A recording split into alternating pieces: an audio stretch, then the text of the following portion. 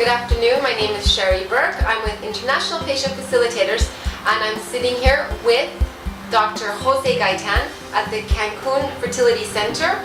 Dr. Gaitan, hi, how are Hello. you? Thanks a lot for doing the interview. It's a pleasure. Dr. Gaitan, let's start about your education and why is it that you decided to go into the field of reproductive endocrinology and why you chose this particular field with IVF? Okay, basically, answering your first question, I did my my college in Mexico City in Universidad de Anáhuac, probably know that, and then after that I did my gynecology and obstetrics with Dr. Fernando Rio de la Loza, which is a very renowned Mexican gynecologist.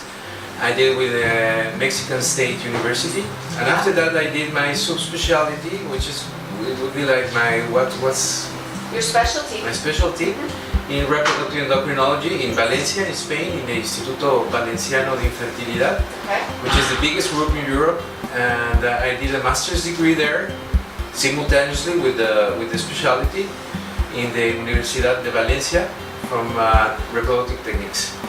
The reason it was I really liked it before everything else. When I started doing gynecobstetrics, I decided I would like to go into infertility, but life brought me here because I myself suffer from infertility with my so you have personal experience in infertility. That's right. I was a patient before I was a physician.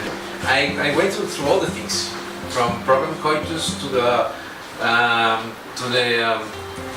doing the tubal reversal and the IVF and everything. So I've been in that side of the chair, right? And that actually made it very easy for me to decide what I wanted to do. Hey, Dr. Gaitan, that's a really interesting question.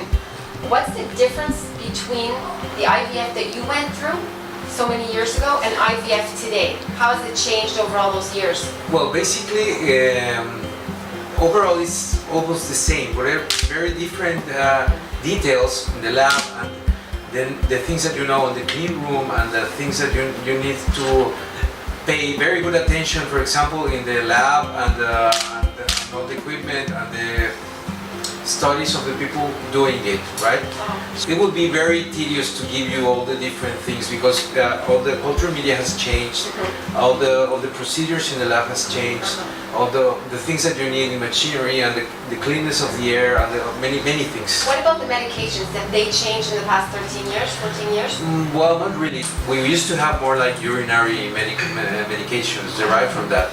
But the problem with that is that it's not very stable. You know, sometimes you get very good activity from those medications, and sometimes you don't. So we're transitioning for a very quality medications. That really leads us into a really good question.